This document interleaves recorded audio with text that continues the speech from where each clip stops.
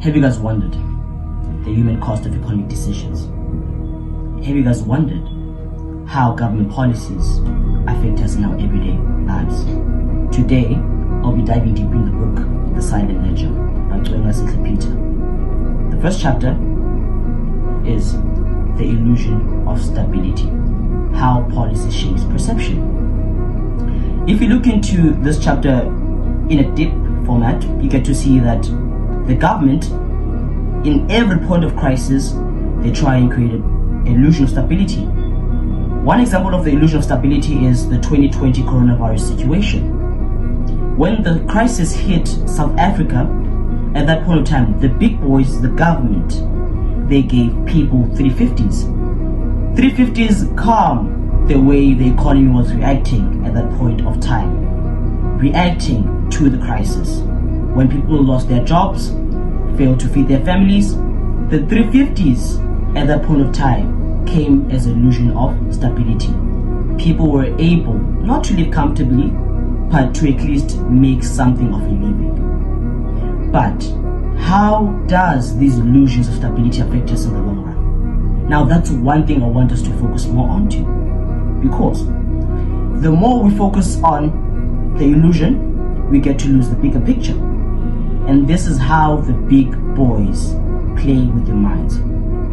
The illusion of stability affects us in our everyday lives by, one, we may enjoy life today, but have higher tax rates, higher interest rates in the long run. We may enjoy today, but in the long run, the core issues and challenges we're facing as an economy today will never be fixed.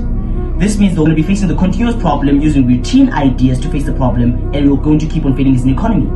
Hence, people asking themselves, why is not South Africa growing? Why are we not seeing economic growth or economic development in South Africa? It's simple. We are still facing challenges and problems we were facing back in 2008. Facing challenges and problems that we were facing in 2020 in the coronavirus situation. This means the only way we can be able to face these core challenges and avoid the illusion of stability, being able to see the bigger picture, it is by, one, being ready for the next economic crisis, financially, mentally, and spiritually. And also, two, urge the government to be more vocal of the things they hide from you. Urge the government to not try and create illusion of stability, but try and solve the core issues. Try and minimize the core issues. Because in 2020, in the coronavirus situation, we were not supposed to give people 350. We were supposed to create jobs where people were able to work online. This means the continuous flow of money was going to be able to feed families and save a lot of lives. The only way we can face these core challenges, the only way we can bring a solution to life, it is, one, we prepare ourselves for the next crisis. Guys, it's not a matter of if, it's a matter of when. It is coming, but the question is, when is it coming? And are you ready for what's coming? Two, to urge the government to be a bit more transparent about their operations, about their systems, and try not to keep us in the dark. Three, it is important to urge the government to bring real solutions when we are facing core challenges in the country.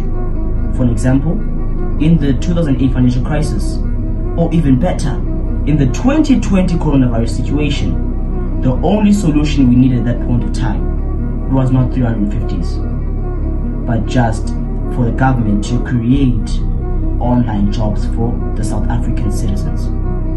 So it's important that we urge the government, we urge our governments, for them, when we're facing a point of crisis, a huge situation, to not leave behind the core challenges unresolved, but to face them and kill each and every challenge so that we can have a better life